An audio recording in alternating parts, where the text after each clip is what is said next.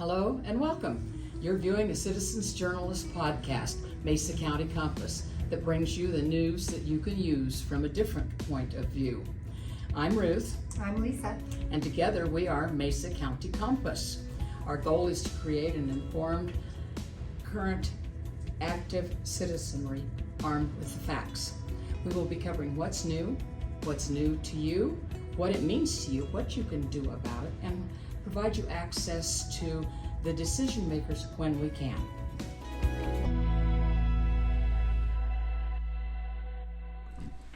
Good afternoon. We're here this afternoon with Mesa County Compass, and we are interviewing Mr. Ed Arnos, who is quite versed on computers and elections and this sort of thing. So we want to start with, give us a little bit about yourself, Ed, and why you got involved in politics.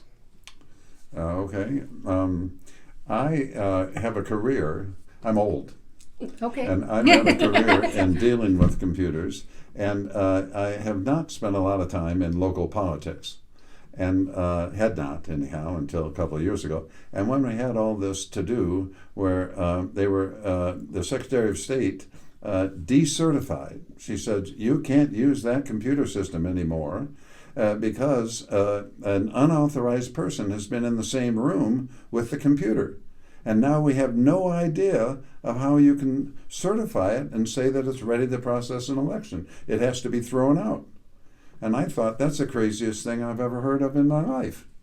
You don't have a person walk into a room and you can't use your computer anymore. So I started to talk with people, and I discovered they have no idea how you go about managing a computer system that you're using for a particular function. And in this case, it's very simple because the function's the same every time you use it. It's not like you're trying to do ABC with it on day one, and then in the afternoon you're going to do XYZ with it. It's always doing an election. So the way you can control whether it's accurate in doing that is very simple. You can actually automate it, and you can know within 30 minutes or an hour that it's running perfectly and ready to go. Nobody in our local elections office was aware of that. The Secretary of State said, it's decertified, you can't use it, bam, $170,000 worth of equipment goes out the door. What gave her idea that she knew what was going on? Is she a computer expert? No, Do you know? the legislature has created a law that gives her the authority to decertify it without any conditions. She could do that at any time. The equally surprising thing to me was we're not alarmed by that. Well, She I can think still we do don't that. know. And out goes another $170,000 without no justification whatsoever. And if that were true, I'm not I've been in the room with all the equipment. I'm not authorized. Somebody could just say, hey, I make this statement, they'll hear it on the internet, and I'm an unauthorized person, there, bam, get rid of the equipment. It's the stupidest idea I've ever heard of in my life. And I try to explain, this may be too technical, you can signal me to stop, but what a computer does is execute instructions. And there's no computer which will fail. If you say to the computer, add this memory location to the number in this memory location, you'll get the sum. You can run a routine that'll tell you it's working correctly. It gives you the correct sum for a whole bunch of different numbers and tests that you want to do. If it doesn't, you get a new computer. You can't go in and change the transistors. There's millions of them in these little tiny chips. You can't fix them. It's broken, and so you have to get a new one. But if it tells you that it's working correctly, it's working correctly. Now, the software is much more complicated and difficult to test because everybody's heard of software bugs. Even on your phone, you'll do some app and it doesn't do what you think it should do. Right. And the next version fixes that, comes out with a repair to that. Right. So we're always having updates. We're always having updates. And I'll speak to that in just a second. But if you know that this ran the election, the last election, and it's correct, or you did a hand recount to confirm that it was correct, You save a copy of the software that did it correctly. You save lots of copies of it. And you put them in a vault. And you put them in places that nobody can destroy. They can't get at it. If you ever question that it's not running correctly, you don't have the correct software on there, you get out the preserved working copy, compare it to what you have. If there's a difference, that's what hackers do. They go in and change the software that's in your system. And if somebody came into the room and you don't know who they were and they have the option to change that, there's one thing you have to do. You get your copy out of the vault and compare it to what's on the system now. If it's exact, they didn't do anything. The system is perfectly ready to go and simple. process it. Thank you very much. Yeah. There. You saved me 2 hours of speaking. Yeah. But, So, hopefully your viewers can understand that, Right. just how simple that is. I'll give you a clue. No, I'm giving you a statement that's absolutely true. I've talked with our clerk, Bobby Gross, and I've described this to her. She understands it. And you have to have the permission of the Secretary of State to make that copy. You can't do it on your own. So she asked the Secretary of State, can I make this copy? After the experience we've had, where our machine has been thrown out because you didn't have that copy. And the Secretary of State says, denied. Oh, that kind of blows my mind. Thank right you. there. Do you need more? There's worse things going on.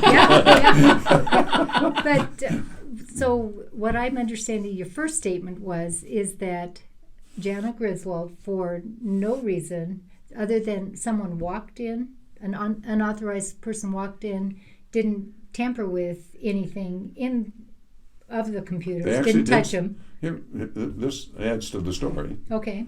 What they did do was make that copy. Okay.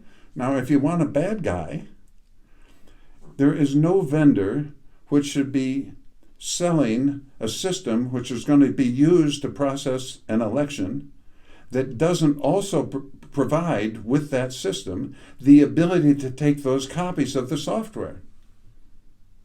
That's totally out of bounds. In fact, I'm getting too many things that are totally out of bounds because they pile up real quickly. Okay. But that software is not being provided.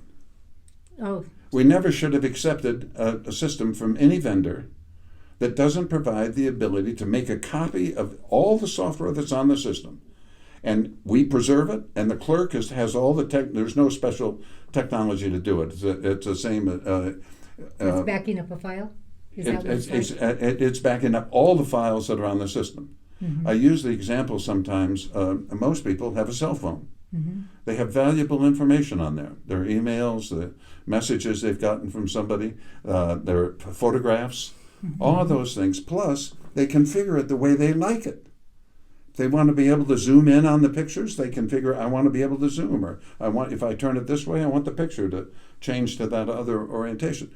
Those configuration parameters accumulate so that if you drop your phone in the ocean and you've lost them all, it can take you a month or 2 months to get a new one configured the way that you like it. Mm-hmm. Well, you can back all that up. If you backed it all up and you got a new phone to replace your old one and restored that backup, it would be exactly the same phone that you had when you made the backup. If you didn't do it every day, it may be a month old, but you lose the last month. Mm-hmm. Mm-hmm. We don't do that.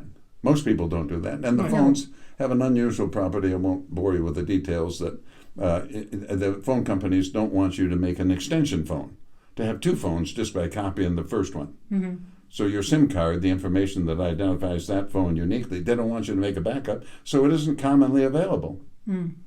But you can get all the photographs and all the things that are valuable to you done. That's mandatory if you're running an election, because somebody comes along and says, you didn't do that correctly. Right. You don't have to have a hand recount. You have to do it again. Nobody does it again. It's a very simple thing. Just process the election again, restoring the system back to the same state it was when you processed it. Okay. They tried it in Antrim, Michigan. Some people may know about that incident. They ran it 3 times, and the result was different all 3 times. They didn't keep going until they got 2 that were alike. But no, everybody says that's a stupid, but that guy didn't know what he was doing or anything like that. Right. They blamed the operator rather than the They system. blamed the auditor that Yes. came in to do this. Nobody tried to say, who cares whether it gives you a different result every time you try it? Should give you, if you had a spreadsheet program that does lots of calculations for you, and you ran it 3 times and you got 3 different results without changing any of the data on it, you wouldn't use that spreadsheet program. No, No. you certainly wouldn't. No. That test doesn't You cost. have to have 2 out of 3, or it. Yeah, at least that. Yeah. At least that. But that it costs nothing with a computer to rerun the election. You don't have to put all the ballots back in. You use the images that are already on that, and you can do it in half an hour. And we never do it. So how long has this been going on? That you know.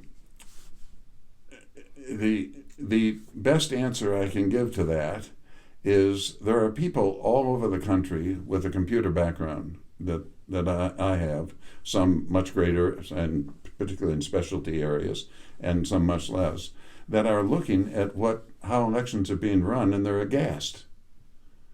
I have the thought of writing a book for clerks, because there isn't one that just gives these basic ideas of.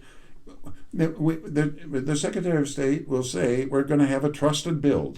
Do you like that term? Sounds pretty good, not hostile.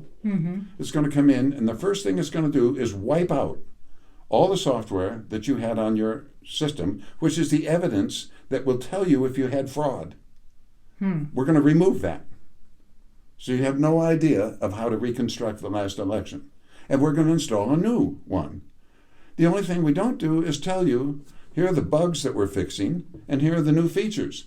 We don't tell you what it's going to do. We just do it and be done with it.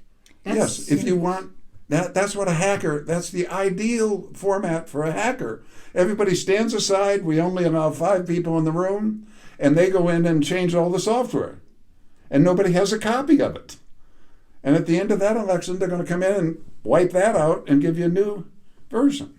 And was the 2020 election the first time that was done, or has No. it been done prior to this trusted build idea? How long has What's that the been history? in operation? Yeah. What's the history that's been going on in how Right. we run elections? Uh-huh. So I'm old. Okay. In the You keep 52 saying that.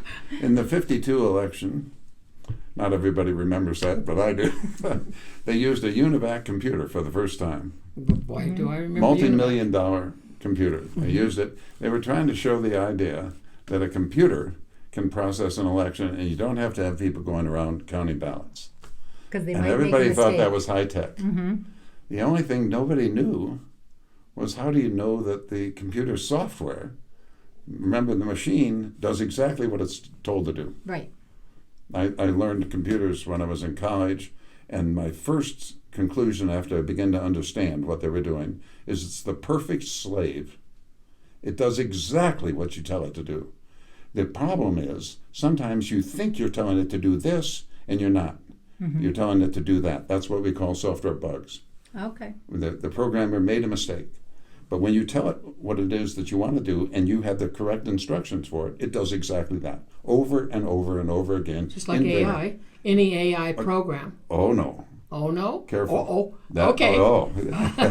Much- That's another. Another different ballgame. I don't know how Okay. much you want to get into that, but while we're on the things that are wrong, the first one I want to say is you have to make a copy of your software. Right now, you're prohibited from doing that. That's absolutely Okay. intolerable. And when was the first time that we were prohibited from making a copy In of the the history, software?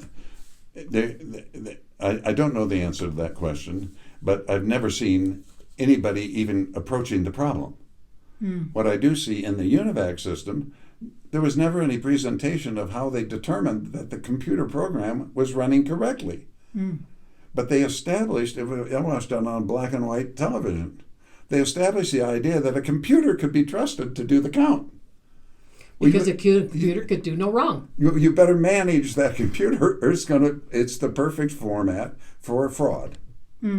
Fraud is when somebody causes some machine to state this is the outcome of the election, and that's not the outcome. That's not the correct tally of the ballots. It might be pretty interesting to go back in time and see what has transpired and the things that have been wrong Yeah. throughout history. I'll give you an example, one that shows you what the trend line is.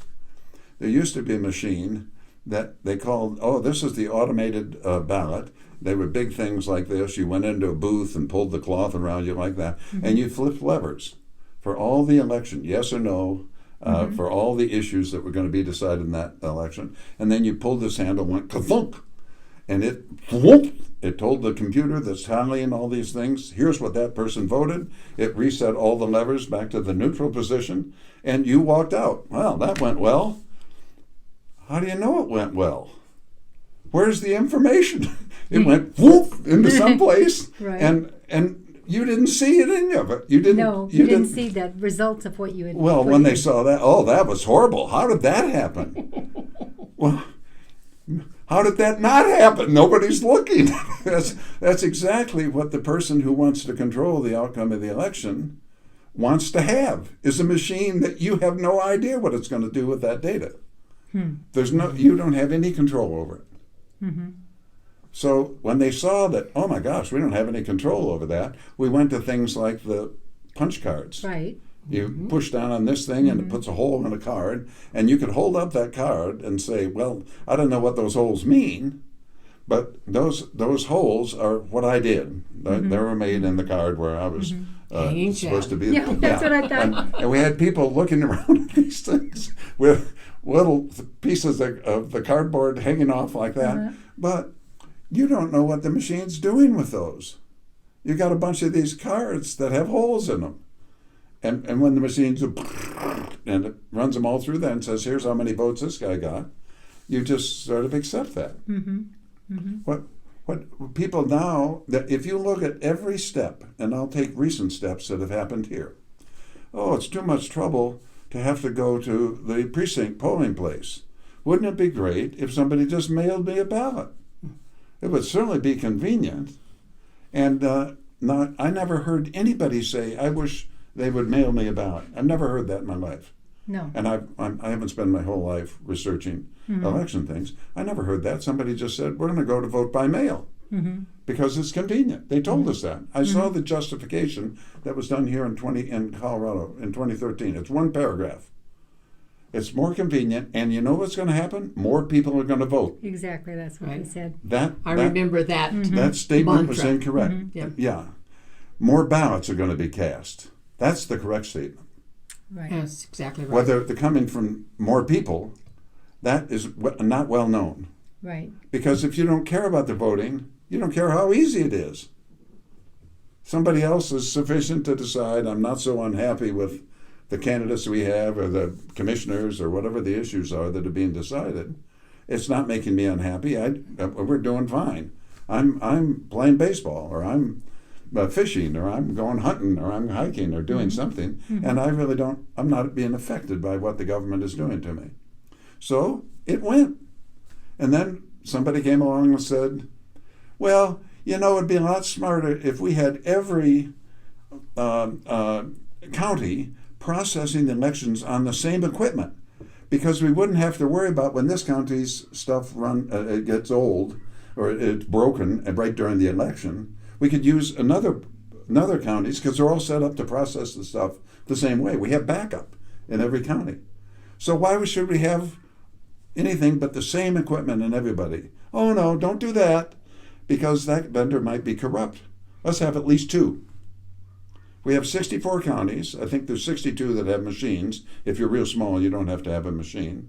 60 of them are Dominion, and 2 of them are clear ballot. Might be 3. I can't. One of them I shifted one way or another. That isn't any. There's hardly any backup for the clear ballots. That isn't any way to look at it. But it lets one vendor put in this new software before every election. Everybody's afraid to say, what is that doing? Do I have to retest everything I've done? And in fact, they have no way of retesting.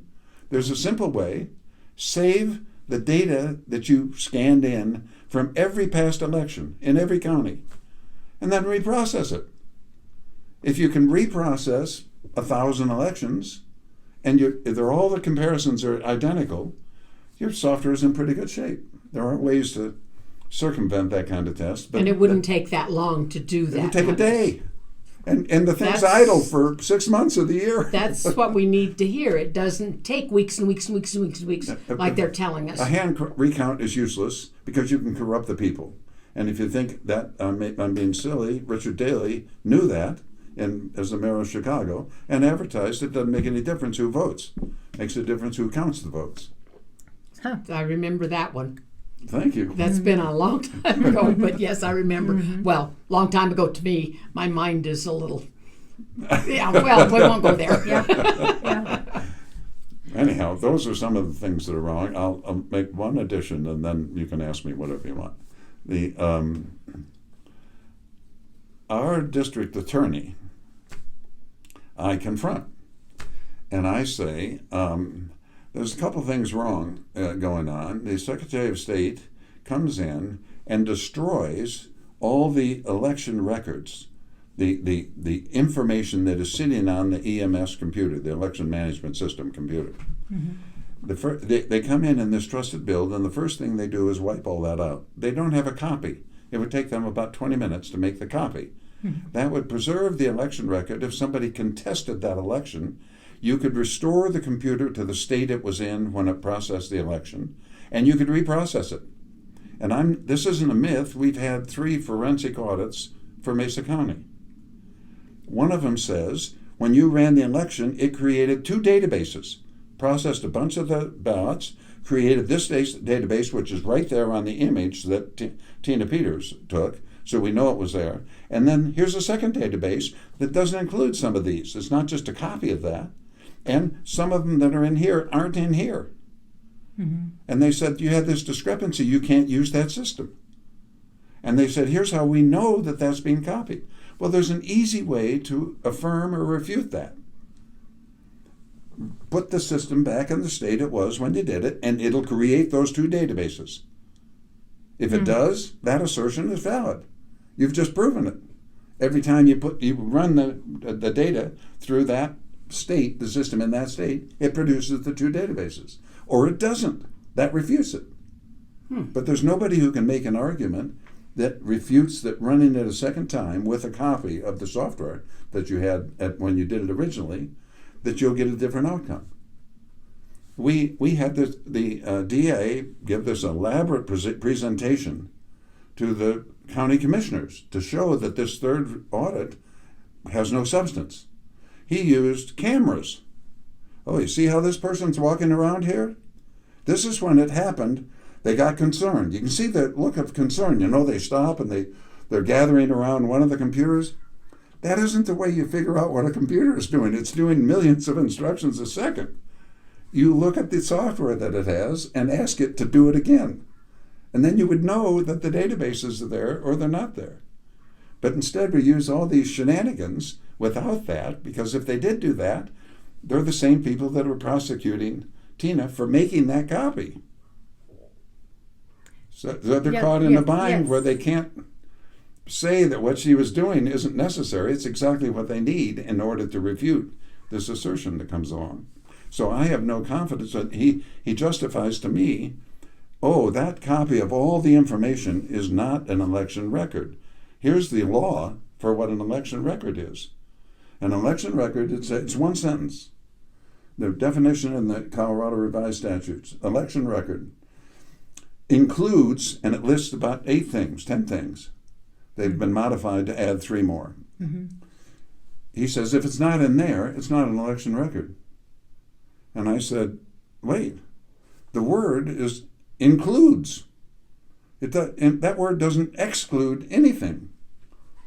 That word is to use, you can't exclude these things, but if you have a booklet that was given to every election judge, and it tells them what they can and cannot do when they're adjudicating ballots that are ambiguous. Sometimes there's too many marks on them, and they're trying to figure out what was the voter actually intending. Right. If you have a booklet that gives him the guidelines to make those decisions, you better include that booklet when you're evaluating how the election was run, because those are the instructions you gave the judges.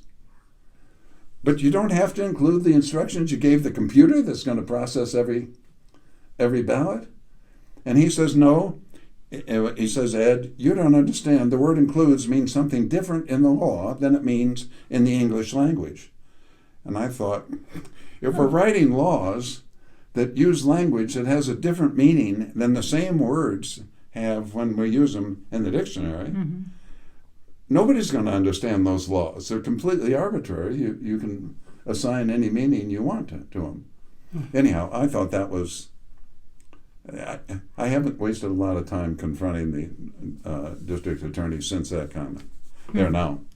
I'll stop talking and you can ask me whatever you want. Well, that was a lot of good information. So my question is do you think that it's intentional, or do you, like, we're trying to change elections, we're trying to have fraud and inaccurate or election changing, it's not It's election, intentional. integrity, or do you think that for a lot of people they just don't understand how it works? And when you explained it like that, you would go, oh, I see that I need that software backup. I know. I can answer the question in one word. It's intentional. Because the whole sequence, if you say a better system than what we used to do with precinct voting, the custody of the ballots remains in the control of the election officials. You go to a precinct. They hand you a ballot after you've shown them who you are, and they have a book that says you're the one of the authorized people to vote in this precinct, and they show your name and you initial it and say, I'm the person coming here and That's doing me. this. Yeah. You get the ballot, you walk over and you mark it the way you want to do it. You can bring in a sheet that you remember. They've shown you a sample ballot. Right. So you know exactly where you want it, and you can do that quite quickly, and you hand it back to them. The ballot trajectory is 50 feet. Right. That's the only time you have control of it, that they don't. But you're in a room that they control, Right. and they see you the whole time. Right. So if you come in with a briefcase and you start taking out lots of ballots. pieces of paper, Right. they're going to see that. Right. But when you give it back to them, it's back in their custody. Now, what we do now, this is why I think it's intentional. What we do now is we have a van that we send a tape to Runbeck. It's a company in Arizona. They print up all the packages that we have. And I'm told that instead of mailing them from Arizona, where they're located, they come back in bulk to our election center here. Right. And we send them out. We don't have any machine that'll count them or confirm the addresses that are on them, but we send them out. And we don't even know if the addresses are the same as the ones we sent to them on the tape.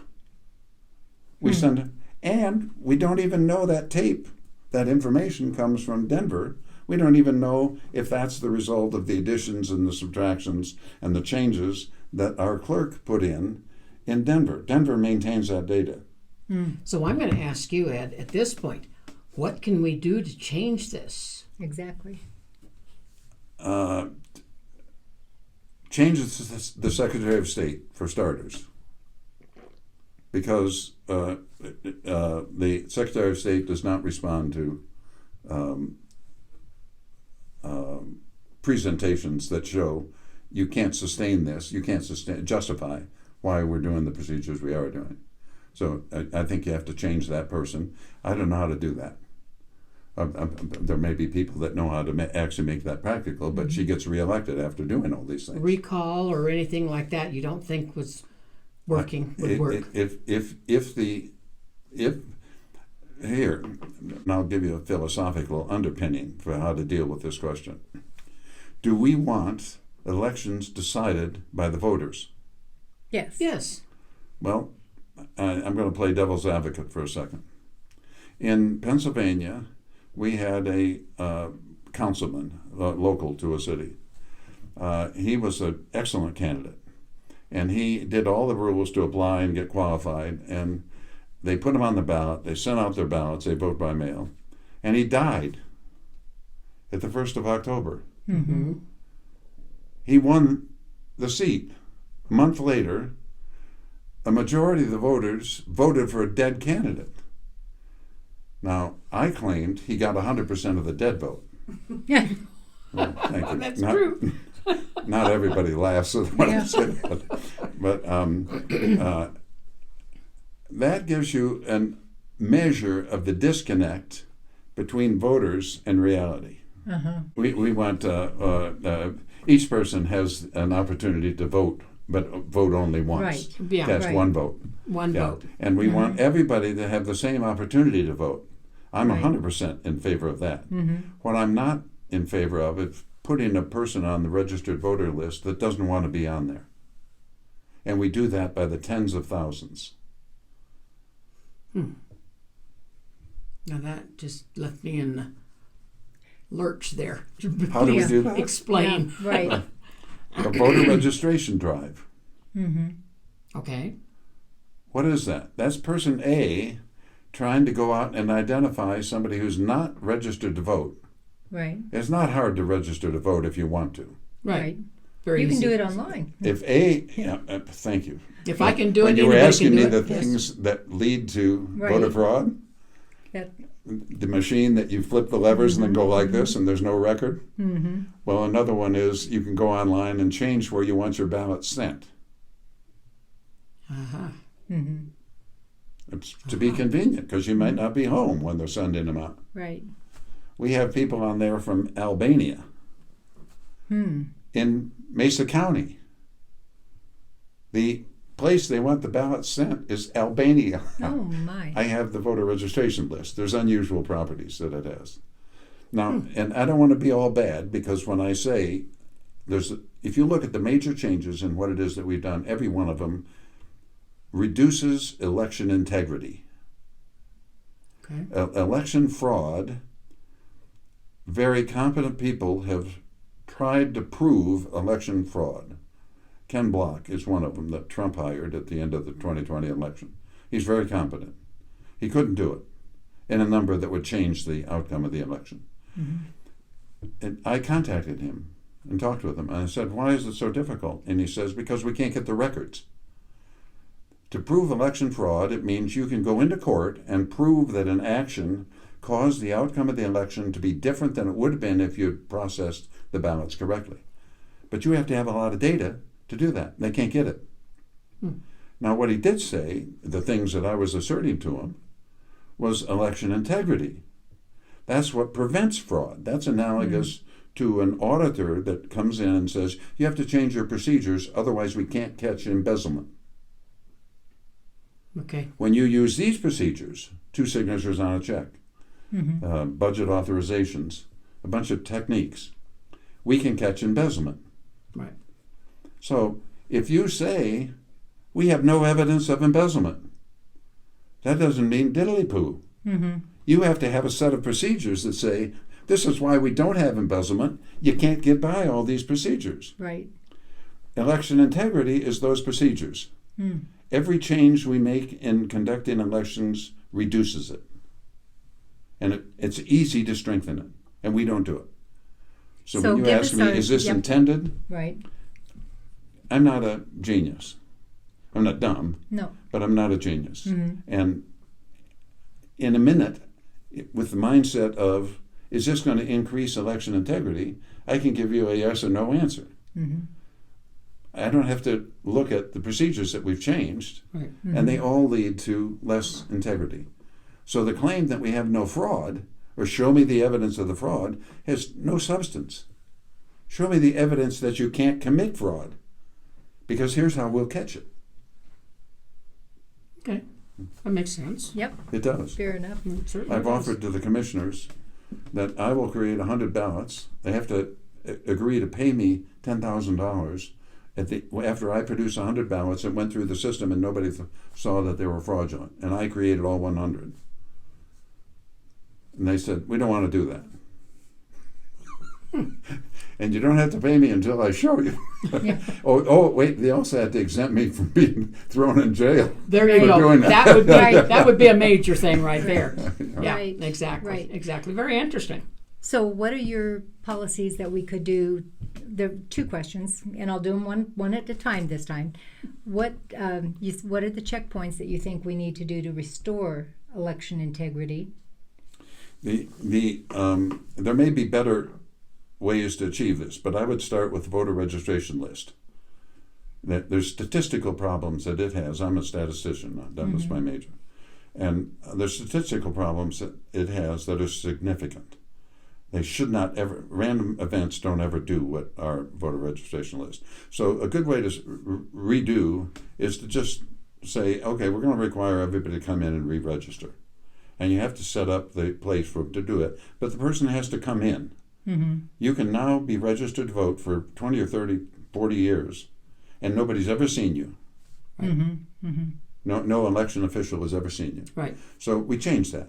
You have to come in and register to vote with us. You can do absentee things. We have people overseas that have a lot of problems with that. Mm-hmm. All those procedures are not hurting us.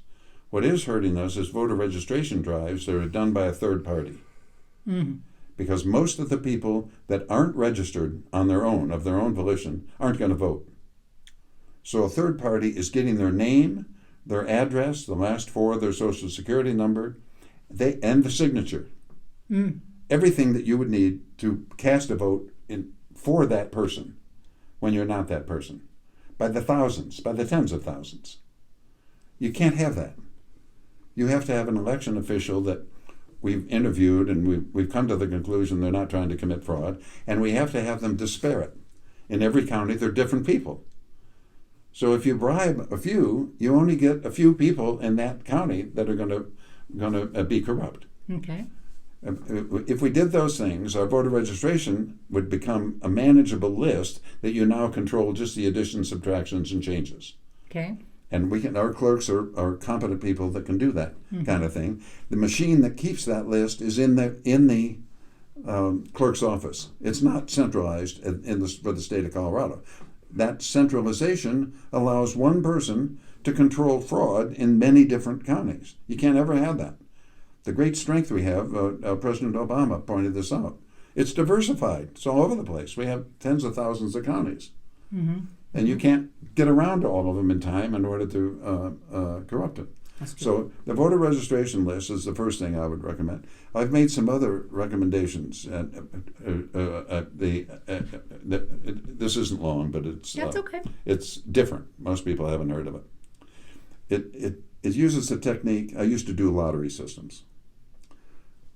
The lottery has the problem that on Saturday you're going to tell everybody 5 numbers that are on the winning ticket that'll be worth $6 million. Mm-hmm. If you show up with a piece of paper that has those 5 numbers on it, you might want to spend some time making sure it's the same kind of paper they use and the same ink and the same printing fonts and all that kind of stuff. So it looks like the winning ticket. You get $6 million. That's not a tough job if you have $6 million to pay for it. Right. So how do you defeat that? Well, there's a clever technique if you're using computers. You put a 15-digit number on the bottom of each ticket. It's separate, it's random, and it's unique. Every ticket has a unique number on it, so when you present it as a winning ticket, they don't care what numbers are printed on it. They care what that 15-digit number is, because the computer knows when it printed that ticket, what number it put on that ticket. And your chances of guessing the 15-digit number, that's 1,000 trillion. That's phenomenal. Yeah, impossible. Okay, so why don't we put that kind of unique random number on every ballot? And we randomize them in the stack. So you go into the precinct and you take a ballot out, and if you're a skeptic, you don't take the top one. You take one out of the middle. Mm-hmm. You have your number on there, and you walk over to your voting area, you vote your ballot, and you take a picture of it. The number's readable by a machine and by you. And now when you put it in there. If you're the only one who voted, they're going to know how you voted and what your number is. But that's one vote. Right. The fraud isn't done with one vote. It's done with thousands of votes. Right. And so if you go in there and there's a bunch in there, then nobody knows which ballot is yours except you. Because you have that copy. Because you have the copy with that number on it. Mm-hmm. And so now they process all their ballots. They put images of them available on the internet, and you can log in and say, you don't even have to say who you are. I want to see image with this number on the bottom of it. And how they voted. You'll get there's a picture right. of That's what that what I'm ballot saying. looks like. Uh-huh. You have your picture. There's their picture. If there's any changes, they're messing with your ballot. If your number isn't there, then you march in and say, hello, here's a picture of my ballot with this number. You didn't process it. Where is it? That is auditing made available to every voter who voted. Okay. That they can confirm it. And if you have 1,000 people confirming it we have 80,000 that can vote, that wind up voting on the heavy, sometimes it's only 20,000. Right. But if you have 1,000 or 2,000 people coming and you can't keep producing those ballots, it doesn't take, only a few will indicate there's a problem. Somebody is scarfing them out someplace. But there's people who have told me this. They were former post office workers. The ballots in the post office wind up coming back to a single delivery place because they're all going to go to the election office. Right. They've seen postal workers take a handful out and just take them away. Now the chain of custody is not there. It's non-existent. Non-existent. Yeah. So there, was that helpful? Yes, that was I got helpful. distracted. No, Wait, that's the ballots. Right. When it comes to the machines, that's the easiest part to do, and it's unlikely that that's where the fraud is.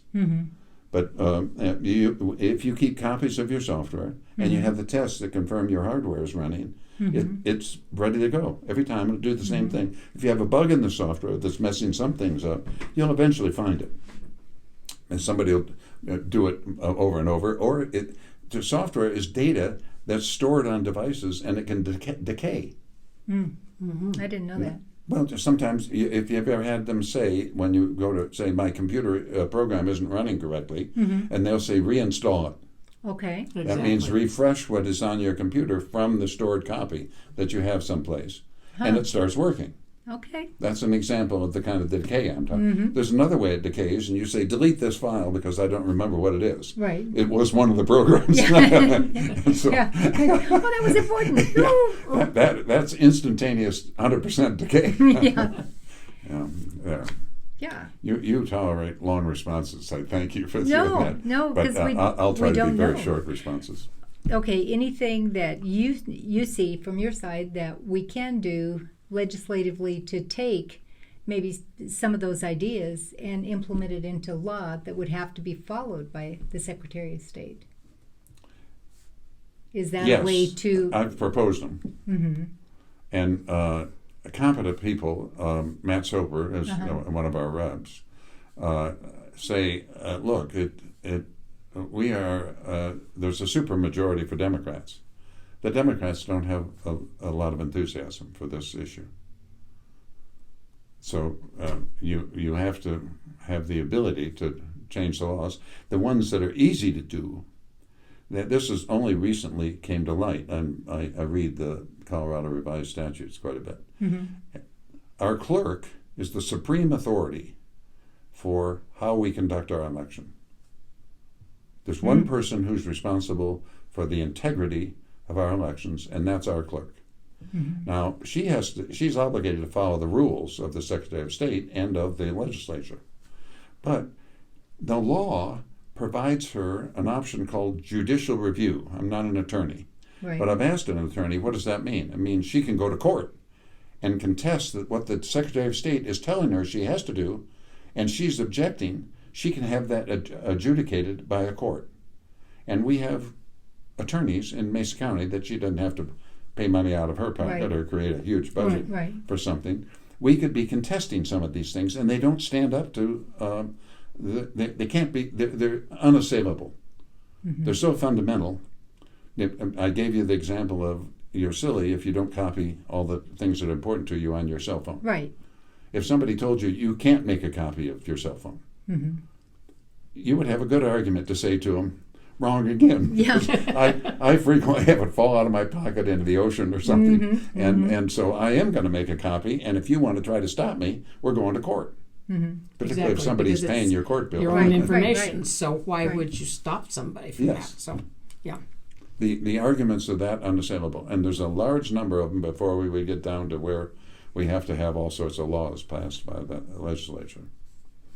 Interesting. Very interesting.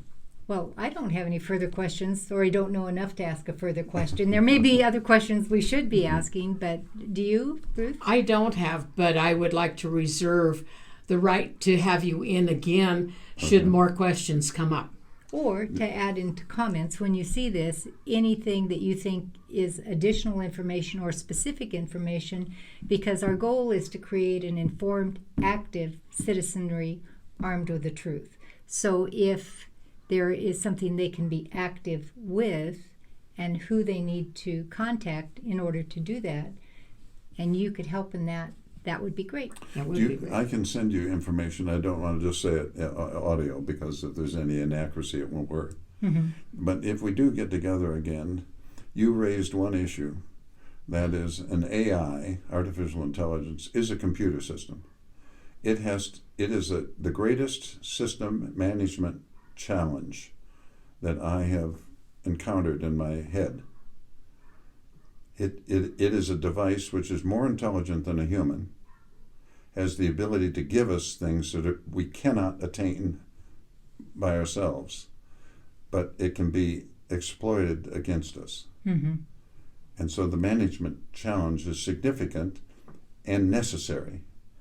Mm-hmm. And I use that as the reason we have to fix the system management challenges that we have with very simple system management problems.